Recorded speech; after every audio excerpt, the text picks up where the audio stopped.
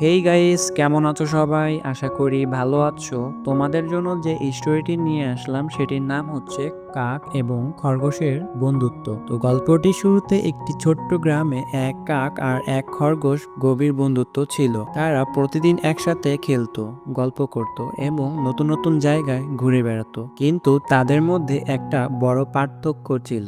যেমন কাক আকাশে উড়তে পারত আর খরগোশ মাটিতে লাফিয়ে চলতো। একদিন খরগোশ বলল, আমি কখনো আকাশে উঠতে পারিনি। আকাশ থেকে পৃথিবীটা কেমন দেখায় আমি তা জানতে চাই। কাক হেসে বলল, তুমি তো উঠতে পারো না, কিন্তু আমি তোমাকে সাহায্য করতে পারি। চলো আজই আমরা একসাথে আকাশে উড়ব। কাক একটি লম্বা লাঠি আনলো এবং খরগোশকে তার পিঠে বসালো। তারপর দুজনে মিলে আকাশে উঠতে শুরু করলো। খরগোশটি প্রথমবারের মতো আকাশ থেকে পৃথিবীকে দেখে অবাক হয়ে গেল। সবুজ মাঠ, নদী, পাহাড় সবকিছুই যেন এক অদ্ভুত সুন্দর মনে হচ্ছিল। কিন্তু হঠাৎই আকাশে ঘন কালো মেঘে জমে উঠল। বাতাস প্রবল বেগে বইতে শুরু করলো।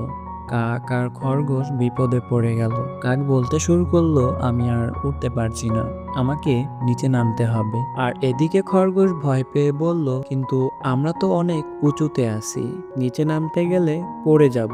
তখন কাক একটি চালাকি করলো। সে দেখলো নিচে একটি নদী আছে। সে খরগোশকে বলল, তুমি আমার পিঠ থেকে লাফ দিয়ে নদীতে পড়ো, আমি তোমাকে উড়ে নিয়ে যাব। এরপর খরগোশ সাহস করে লাফ দিল এবং নদীতে পড়লো। কাকও তার পাশে উড়ে গেল আর খরগোশকে নদী থেকে উদ্ধার করলো। তারা দুজনে মিলে নদীর পাড়ে পৌঁছে গেল। খরগোশ বলল, তুমি আমাকে বাঁচিয়েছো। আজ আমি শিখলাম বন্ধুত্ব মানেই একে অপরের পাশে থাকা, বিপদে সাহায্য করা। কাক হেসে বলল, হ্যাঁ, আমরা যতই আলাদা হই না কেন, বন্ধুত্বই আমাদের এক করে দিবে। এরপর তারা দুজনে মিলে আবারও নতুন নতুন জায়গায় ঘুরে বেড়াতে শুরু করলো। তাদের বন্ধুত্ব আরো গভীর হয়ে উঠল।